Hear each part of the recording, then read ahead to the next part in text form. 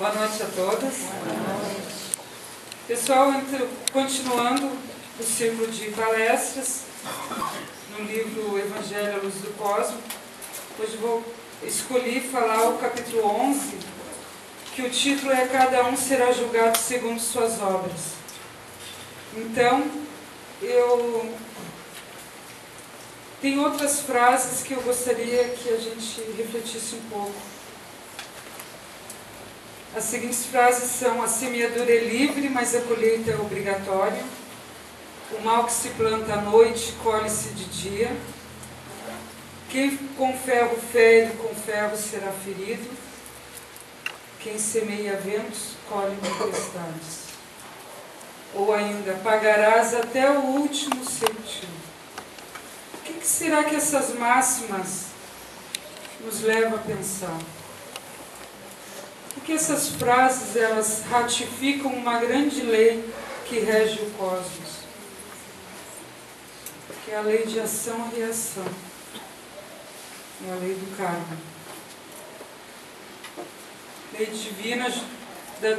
Lei divina de justiça, segundo o qual todo homem deve inevitavelmente suportar as consequências de suas próprias faltas ou acertos, a ninguém podendo transferir sua responsabilidade. Então, toda ação boa ou má, ela provocará uma reação, e essa reação nós vamos ter que experimentar para entrar novamente em equilíbrio, em harmonia com o cosmos. Como se dá essa lei? Então, nós sabemos que nós somos um conjunto de vários corpos, formando o nosso eu inferior, e o corpo mais denso é o corpo físico. Após o corpo físico, nós somos envolvidos pelo corpo etérico, que é onde se encontram os chakras. Depois tem o corpo astral ou emocional, que é a sede das nossas emoções, dos nossos sentimentos. E por fim tem o corpo mental, que rege os pensamentos. Todos esses corpos são constituídos de matéria própria de cada plano. Então, o corpo astral ele é constituído por uma essência sutil própria do plano astral. Bom, tudo que fazemos antes, toda a nossa ação, antes de tudo, ela gerou um pensamento e um sentimento para se desenvolver ou para se concluir no plano físico. Suponhamos que eu estou me encaminhando a brigar com uma pessoa. Vou insultar essa pessoa por algum motivo particular meu. E ao aproximar-se dessa pessoa, eu resolvi calar-me. Eu tranquei a minha ira e não falei nada.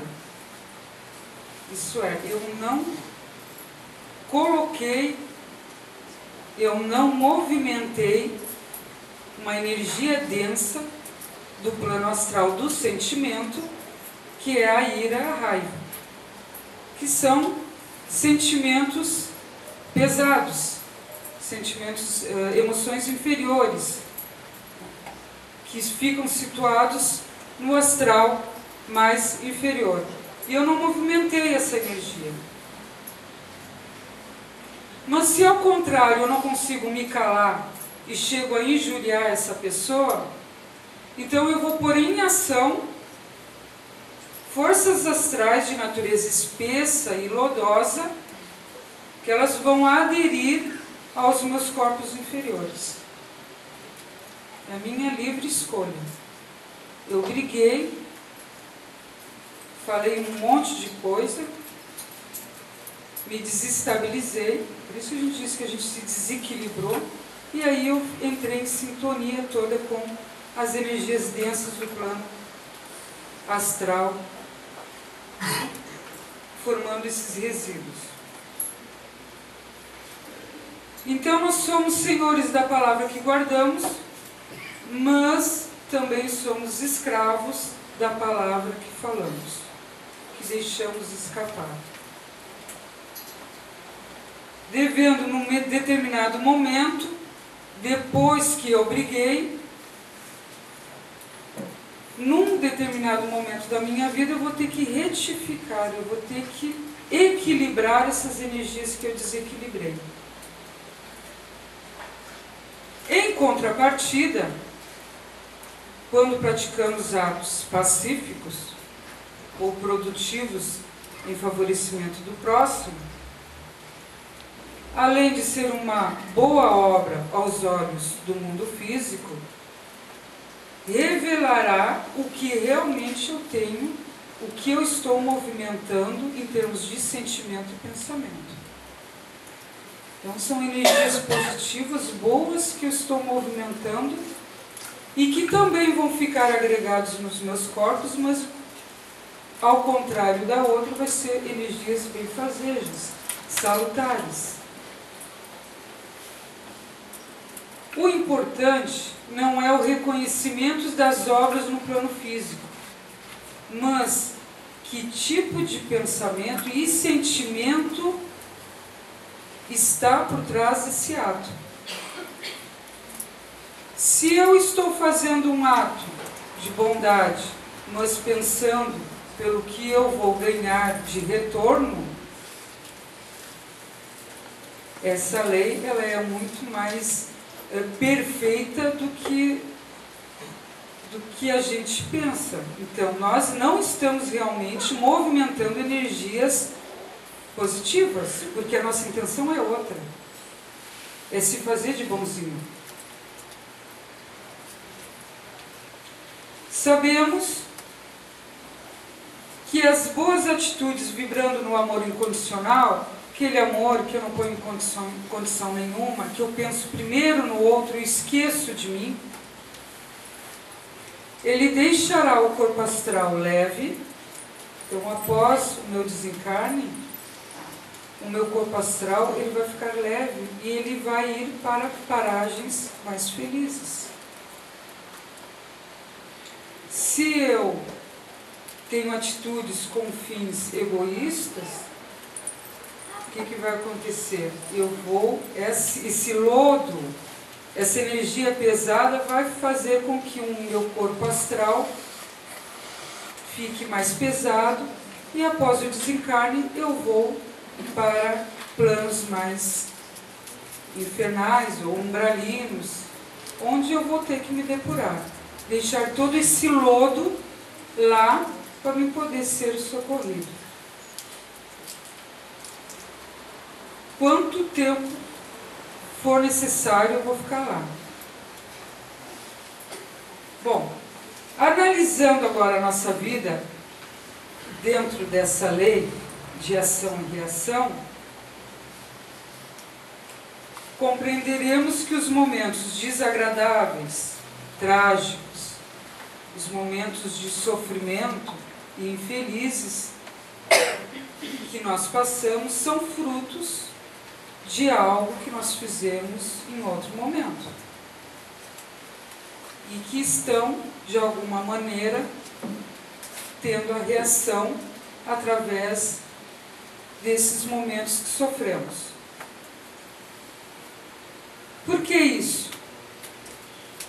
Se nós não seguirmos o grande código deixado por Jesus, nós vamos sofrer sempre. O evangelho dele está todo bem viver, o caminho para nós termos um futuro feliz. E nós esquecemos deste código.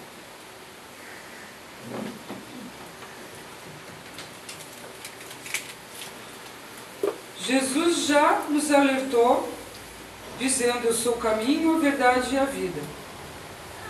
O Evangelho dele é o caminho para uma vida melhor. O nosso descaso quanto ao bem de agir e não seguir o seu Evangelho trará sempre consequências desagradáveis para nós. Por quê? Precisa haver isso para nós entrarmos novamente no equilíbrio, na harmonia com o cosmos. Então, ninguém é castigado porque peca, assim como ninguém é premiado porque é virtuoso. Mas todo desvio de nossa missão contra o espírito imortal, que é a ascensão, é o crescimento espiritual, resultará sempre numa reação retificadora. Nós, consciente ou inconscientemente, estamos criando reações para nós. Reações boas ou reações que nos trazem mais sofrimento. Jesus já aconselhava, dando o maior dos seus mandamentos, que é muito difícil. É muito difícil. É tão difícil que até no núcleo kármico nosso, que é da família, é difícil de praticar. Mas não é impossível. Ama o próximo como a ti mesmo. Faze aos outros o que queres que te faça. Este é o segredo da libertação de todo sofrimento. Há 2 milênios atrás, ele nos passou essa chave de segredo. E nós estamos aqui com outro corpo e nós não conseguimos ainda praticar esses 2 mandamentos. Queremos, nas nossas ações, colocamos sempre a nossa satisfação e as nossas necessidades e prazeres em primeiro, independente do que se vai atingir negativamente o outro.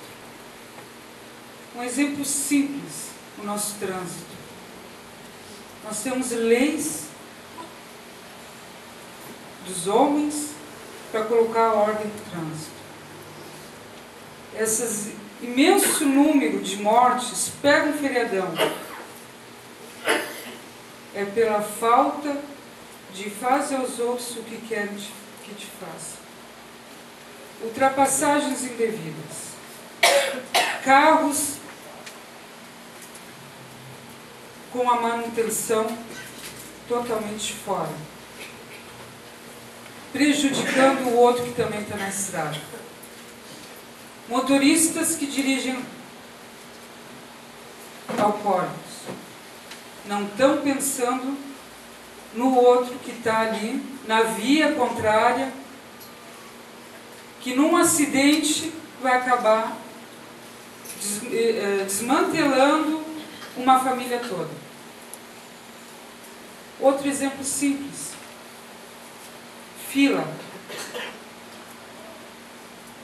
Se nós tivermos um amigo, todos nós, tivermos um conhecido numa fila imensa, seja de banco, de supermercado, a gente dá um jeitinho de ir lá falar e passar na frente de todo mundo. Educação, ética. Aí quando nós estamos na fila e o outro faz a mesma coisa, nós nos indignamos, ficamos com raiva. Mas esquecemos que tempos atrás fizemos a mesma coisa. Falta de compreensão, de paciência com os idosos é o que se vê mais. Esquecemos que daqui a alguns anos nós vamos estar na mesma situação daquele idoso. Não temos paciência porque ele caminha devagar, que ele esquece.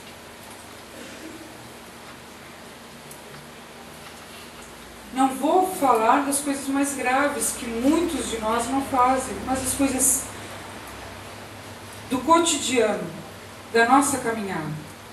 Porque eu creio que muitos aqui não matam, não roubam, Então eu estou falando das coisas que estão na nossa caminhada, no nosso dia a dia, e que a gente se perde e esquece os 2 mandamentos de Jesus. Quando falamos em karma, qual a primeira ideia que vem na nossa mente? É aquelas faltas de vidas passadas e de alguma maneira nós está na nossa encarnação agora.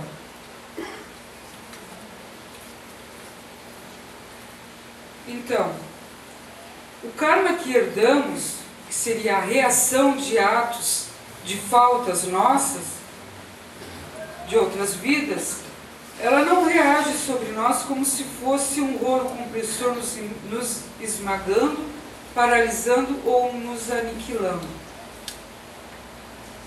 Não. Nós podemos modificar essa ação kármica através de uma compreensão e mudança de atitude. Nós herdamos muitos defeitos, e esses defeitos se repetem, encarnação por encarnação. E nós precisamos, de alguma maneira, nos educar, porque senão nós vamos recair nos mesmos erros. E ao invés daquele karma estar na nossa vida para nos equilibrar, e nós não compreendemos isso, nós não temos paciência, nós não trabalhamos a amorosidade, a compreensão, a tolerância, nós vamos jogar esse karma para uma outra vida, para trabalharmos novamente.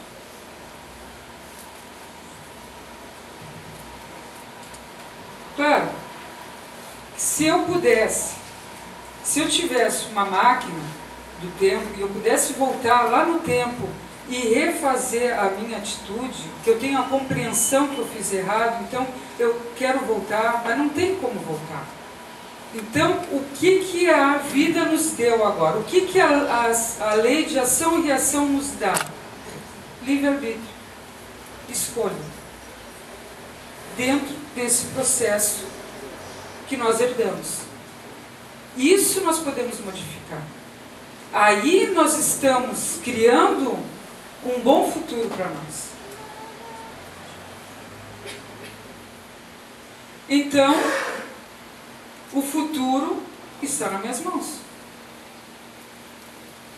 Se eu não tenho energia para vencer as resistências que o passado me impõe, que está na minha estrada, eu não consigo mudar isso, então eu posso, através das minhas escolhas, dos sentimentos que eu coloco em cima disso, modificar a minha atitude atual para não recair nos mesmos erros. Vou dar um exemplo familiar. O meu cunhado teve um AVC com 40 e poucos anos e ele ficou com uma mentalidade de uma criança de 10 anos, usando fralda, preso numa cadeira de rodas. A minha irmã passou a cuidar 24 horas dele, então ela acorda, sei lá, 5h30, 6 horas, e vai dormir quase 11 horas, porque ela tem filhos também, tem toda uma casa, e cuida de uma netinha e tudo mais. No início é difícil, numa mudança na vida da gente. Nós temos que nos adaptar a essa nova vida. E foi difícil para ela. Mas hoje, estou olhando a vida dela, ela passa meses sem sair de casa. Quando ela sai, ela precisa de alguém que fique cuidando dele, do meu cunhado. Ela troca ele, ela dá remédio para ele, ele é diabético, ela tem que aplicar as injeções. Ela trata ele como se fosse um filho. Eles fizeram aniversário de casamento e ele tem uma certa compreensão, alguma coisa ele compreende, outra coisa ele não compreende, ele não fala, ele emite som só. Mas ela tem uma amorosidade com ele que ela simplesmente poderia reunir a família toda e colocar ele numa casa apropriada com esse tipo de dificuldade motor e mental. Mas ela ficou cuidando dele. Eu não estou colocando a minha irmã lá em cima, mas dando um exemplo que é uma coisa kármica. Ela poderia simplesmente estar brigando com a vida, tratando mal ele, ou jogando ele para a família resolver. Ela depende de outros para viver financeiramente. Então é uma vida pesada. E ela muitas vezes tem ouvido para ajudar os outros ainda, em conselho, está cuidando da netinha. Até tem certos momentos que ela abre muitos braços, assim, ó, se dá até demais pelo compromisso que ela tem. Mas a lição de vida que ela dá é a amorosidade que ela tem com esse companheiro. Ela trata como um filho. Então, é isso que é a compreensão. É isso que é a tolerância, a paciência, a amorosidade. A nossa família, um núcleo familiar, é um núcleo kármico. A Terra é um planeta kármico. Todos que vivem na Terra têm que se depurar. E não tem outro jeito se não for pelo sofrimento. O sofrimento é a alavanca para nós podermos estar em momentos mais felizes, dependendo da nossa escolha e compreensão do nosso sofrimento. Então, o nosso núcleo familiar é os nossos algozes de vidas passadas. É aquele que eu aprontei e ele aprontou para mim.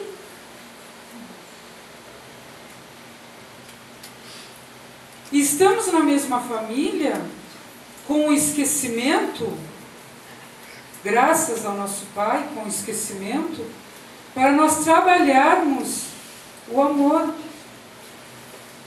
Porque a vida lá fora é muito difícil. E nós temos que nos unir, ter companheirismo, ter amor, ter paciência com a dificuldade, com os efeitos do outro. E nessa união poder enfrentar. Que o núcleo, quando ele está sólido, unido, ele tem muito mais força quando um puxa para um lado e o outro puxa para o outro.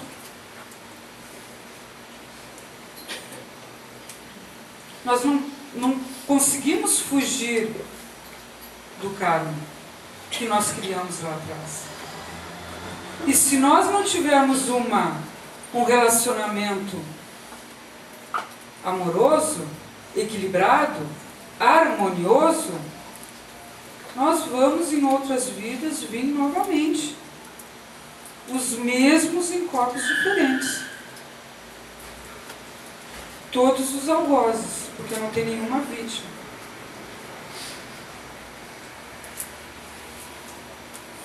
Depois do lar, vem outros momentos kármicos, que é a região onde a gente mora, que é o local onde a gente trabalha. Então a nossa vida toda, ela é elos de momentos kármicos que nós precisamos equilibrar. E a espiritualidade nos coloca o Evangelho de Jesus para nos ajudar, nos dar força. É a nossa bengala. É mais fácil tu fechar a boca e não responder agressivamente para o outro do que tu devolver uma energia muito mais pesada. Deixando o ambiente familiar, profissional, pesadíssimo.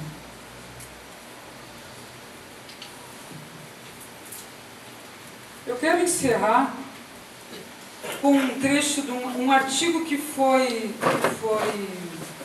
publicado na Revista Teosófica em 1960.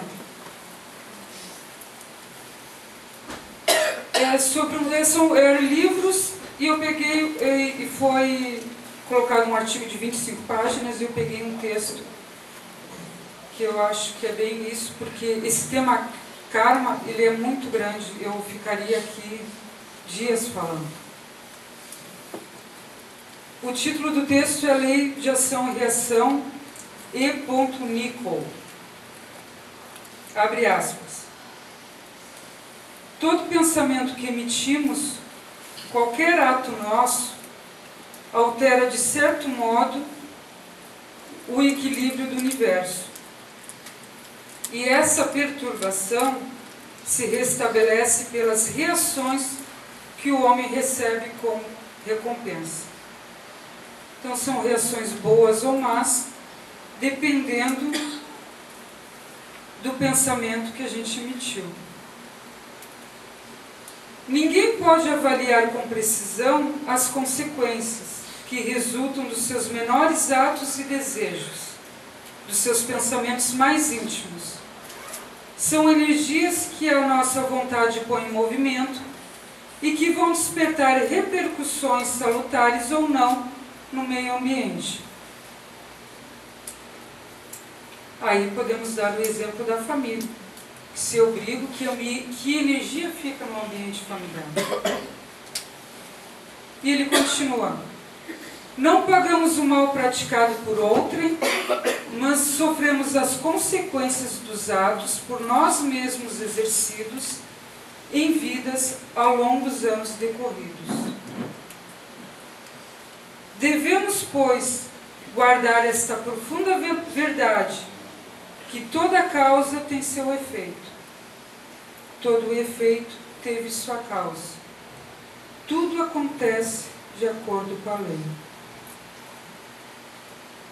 O acaso não existe.